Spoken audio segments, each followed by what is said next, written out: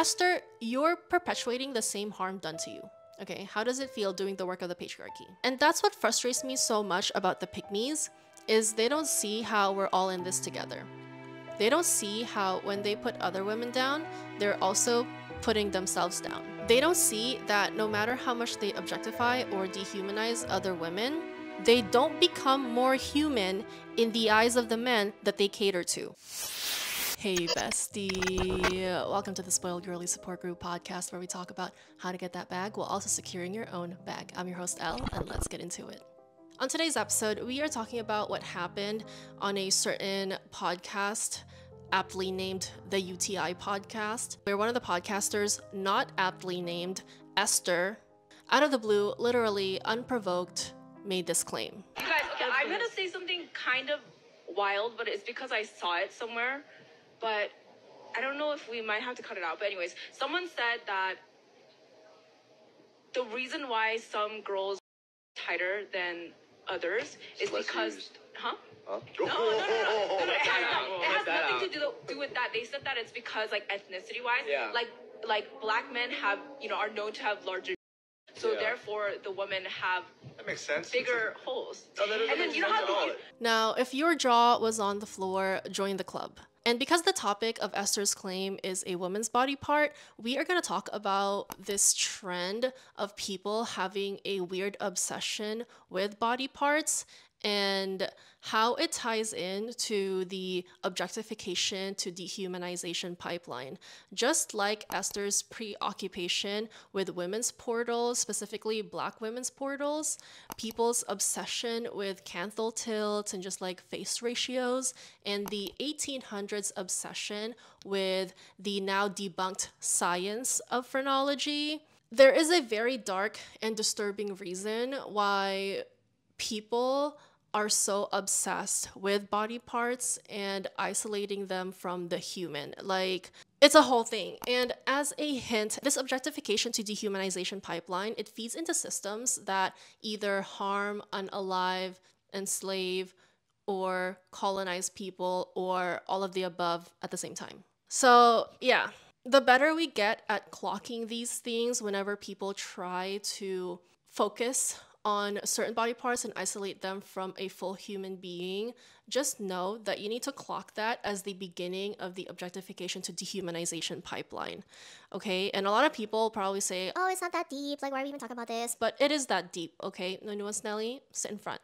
Now, we have a lot to cover, but before we get into it, I need you to hit the like, subscribe, and the notification bell so you never miss a Spoiled Girly episode. With that being said, let's get into it. Obviously, what Esther said is absolutely despicable, absolutely atrocious. Like, I need more synonyms to convey how terrible it was. But I let these creators read her to filth. Usually when crave male validation that bad, they will say anything about anyone. And in all honesty, I wouldn't even want to be your friend in real life, because what the would you say about me in front of a group of men? And honestly, your podcast is pretty boring. Like, it sucks. Esther from the UTI podcast, Girly Pop, babe, listen, they're never going to pick you. No man worth having is ever going to pick you. I promise you that. If you do get picked, it'll be by some man who is like from the trash heap, the disposal bin that other women don't want. That's what will ultimately happen here. White supremacy and white society will never pick you either, and you will never be a black woman. Girls like Esther from the Under the Influence podcast, I'm talking to y'all. Stop surrounding yourself with mediocre racist men and stop seeking validation from them. Because you saw the validation from them and let's say you got it. Congrats, now what? The only thing you validated is the fact that you're just like them and that you're asinine, anti-black, and you're fine with promoting misogynoir. Instead of wasting everyone's time and brain cells, go read a book. Nothing makes me feel more disgusted. Nothing twists my guts around as much as seeing a fellow Asian woman speaking about another person of color like that. What pisses me off about all of this is, like, out of all ethnicities, out of all races, out of all genders, we should know. Asian women know what that feels like. To be objectified like that, to be spoken about in such an explicit manner without anyone's consent, is so humiliating. The dehumanization, because that's what you did. You dehumanized all black women. And for what? For why? To make a few men laugh? These are the same men that would speak about you in this explicit manner if you weren't in the room with them. And one thing I also want to cover is how this situation is a throwback to our class on not having male friends. And that class is already a couple months old, and I still get comments, and they're like, you were right. They really did me wrong. And I'm like, I hate to be right, okay? I hate to be right. It's not like I say these things just to be like provocative and like to be edgy. These are like hard-earned, hard-learned lessons, okay? Like, if you want to keep your guy friends, do you like practice your discernment? But for the general population of women, it just doesn't really serve us to have guy friends. And as we see in this specific situation where Esther says this type of stuff, like, best believe the other people around her have also said problematic stuff. And the reason why it doesn't serve women in general to be friends with men is because we live in a world where women are socialized to be highly agreeable, to be highly accommodating, especially in the presence of men. Like, there's just something about it. From the very beginning, from when we are little, we are always taught to share our stuff, be nice, help others, do this and that. But that socialization just isn't as intense or even present for boys for some reason, okay?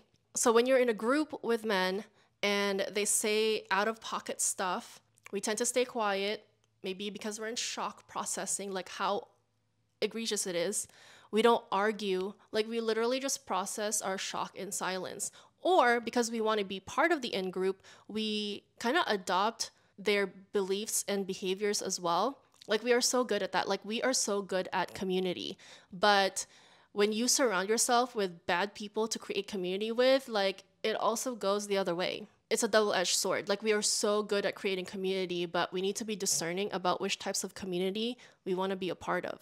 And another part of the double-edged sword of women being really good at creating community is that women have really high social intelligence. And this is exactly why pick-me's are very dangerous. And this one creator we're going to watch, they argue that pick-me's are even more dangerous than misogynistic men. Pick-me women are worse than misogynistic men. Women with internalized misogyny are more dangerous for other women than misogynistic men. Pick-me's have direct access to and influence on other women. Misogynistic men don't. Unless it's covert misogyny, which will take you a while to pick up on, they're usually loud. They usually say the most out-of-pocket shit. So it's very easy to spot. And generally and historically speaking, women are wary of men. They keep their distance. We know there are predators. We know they will hurt us, but women, pick-me's, they have VIP tickets to accompany other women. They're your best friends, neighbors, teachers, your favorite influencers. They have direct access to you. You trust them more. You get influenced by them more. To be a woman, to be the same kind as me, and yet to advocate for and support the demise of your own kind is another level. And I've talked about this before, about how I have been mostly hurt by women. Like, people always say, like, who hurt you? Who hurt you? Like, I bet a man hurt you. Like, that's why you're like that. You're a man hater. I'm like, they never got the chance to hurt me. But women have hurt me so bad. Like, Sun Tzu, Machiavelli has nothing on women hurting other women, okay? Like, we can be diabolical. And it's because we have been socialized to have high social intelligence. Like, we really know where to stick it, twist it where it hurts, you know? Like, it's crazy. Like, the psychological warfare is next level with women. Like, we are so advanced. So I get that. Like, the pick-me betrayal is much worse because of how we are so good at psychological games with each other, okay? So I totally get it. But I would still say, though, that misogynistic men are much more dangerous than pick-me's because, let's be real, the source of pick-meism is misogynistic men. So if you get to the root cause, then you just eliminate a lot of problems, you know?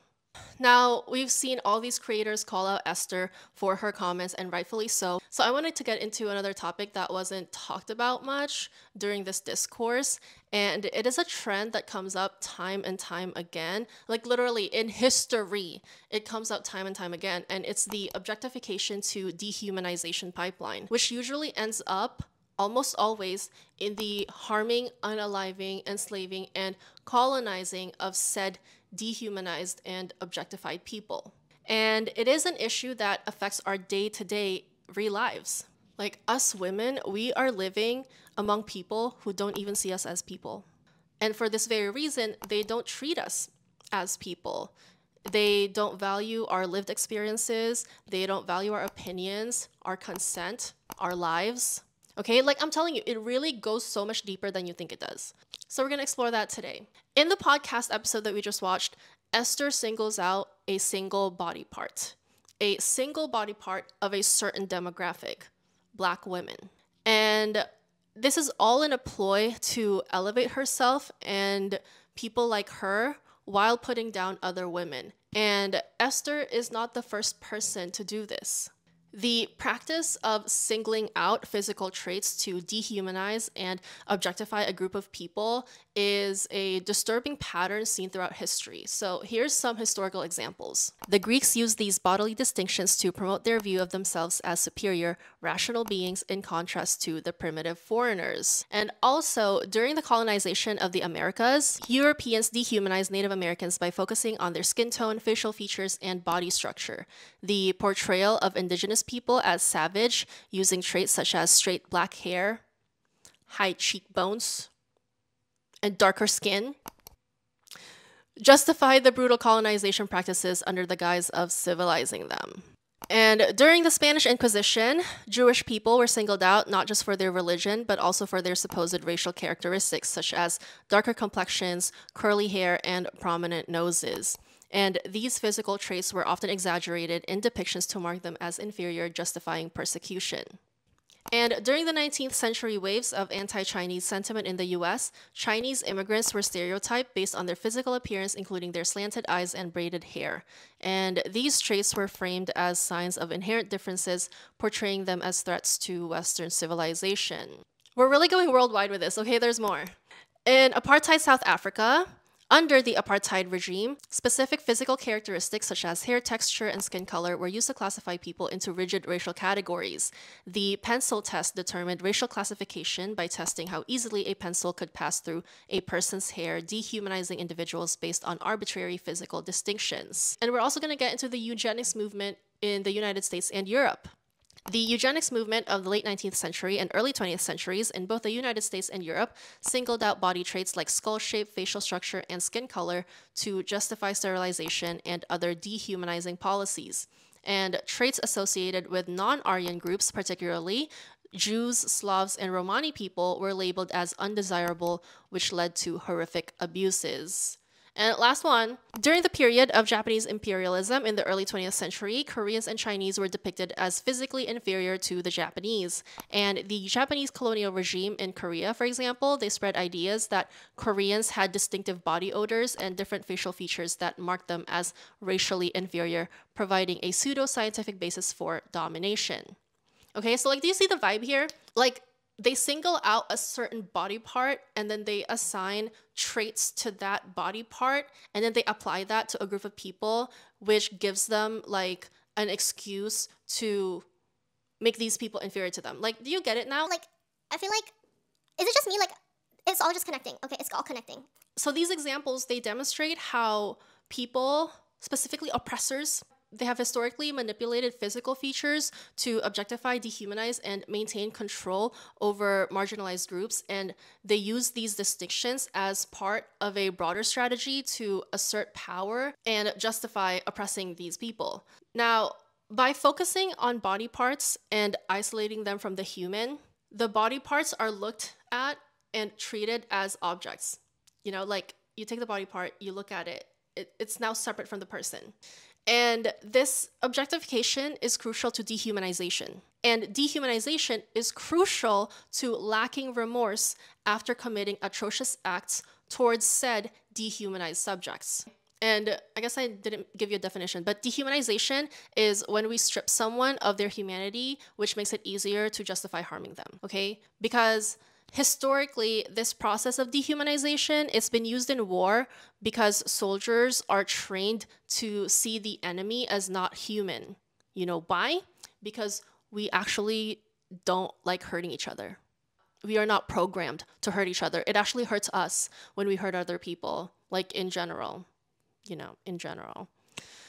So soldiers need to be trained to not see the enemy as human, so then soldiers would find it easier to unalive the enemy. And the perfect example of this is the Black Mirror episode where the soldiers, they have the augmented reality technology like implanted in their heads, and it makes them see the enemy as rat people.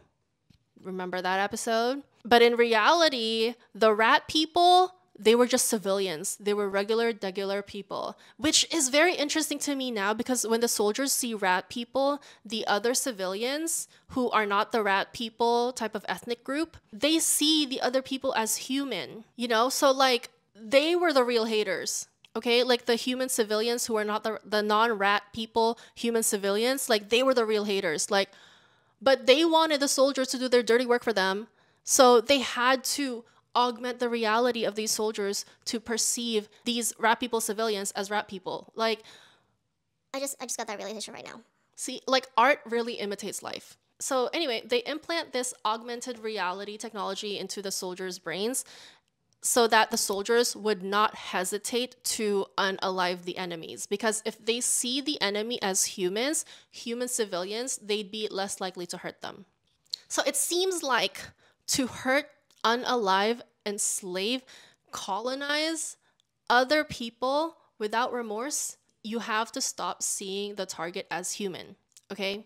And like I said, it's because hurting other humans is unnatural to us. Like, we're not built for this, okay? We're not built like that.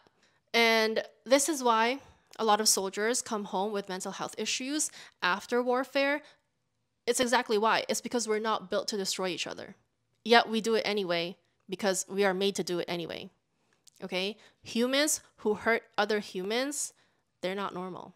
And that's why a lot of us, if we are to hurt other people, we have to be taught and programmed and primed to hate each other and objectify each other and dehumanize each other.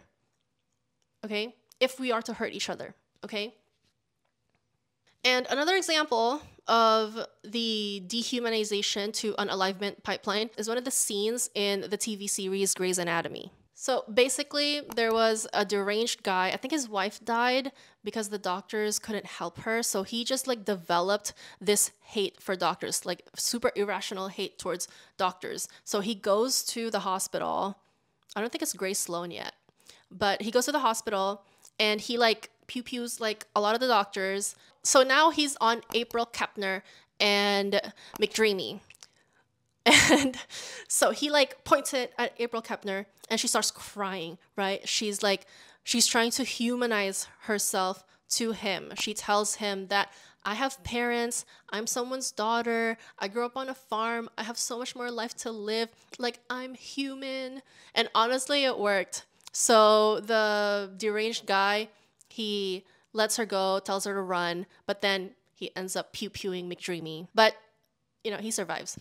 So she did all of that because apparently one way to break through the psychosis, to break through someone's murderous rage, is to humanize yourself to them, okay?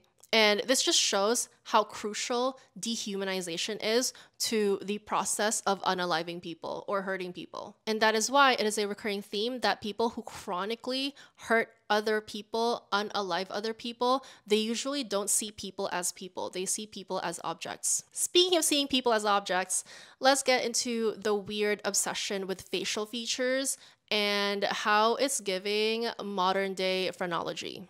I've observed, and a lot of us have observed, this rise in the obsession with facial features and ratios, and like they use these terms like canthal tilt, positive canthal tilt, negative canthal tilt, deep nasolabial folds, eye width, high cheekbones, low cheekbones, buccal fat, nose projection, blah, blah, blah. Like, These people's minds were blown about how could Jacob Elordi possibly be perceived as attractive when he has negative canthal tilt. Like, free yourselves. Okay, touch grass. And while I don't disagree that medical professionals do use these terms in their practice, specifically plastic surgeons, because that's their job, this obsession over facial features by the average regular civilian, as a lot of us are, it's giving modern day phrenology. Okay, it's giving let's elevate certain traits to exclude other quote-unquote inferior traits in an attempt to label certain people superior, certain people average, mid, certain people inferior. Okay, and it's literally giving modern day phrenology. Phrenology was a pseudoscience popular in the 19th century which claimed that the shape and size of a person's skull could determine their character, intellect, and moral tendencies. And it was based on the idea that different areas of the brain were responsible for specific traits and that these areas could be read by examining the contours of the skull. And although it's been widely and thoroughly discredited, phrenology was widely accepted during its time, which was like in the early 1800s. And it had a profound impact on marginalized communities, particularly in the Black community, especially in the United States and Europe. Phrenology was basically used as a tool to justify the oppression of Black people. And we see the impacts of that to this day. So it's just a recurring theme that basically every time a person or a certain group of people share certain traits, certain origin stories, certain backgrounds, when their body parts are scrutinized as if separate from their whole being, and when certain body parts are placed on any measurement of scale, and when these measurements are tied to certain traits, these are all hallmarks of the beginning of the objectification to dehumanization pipeline.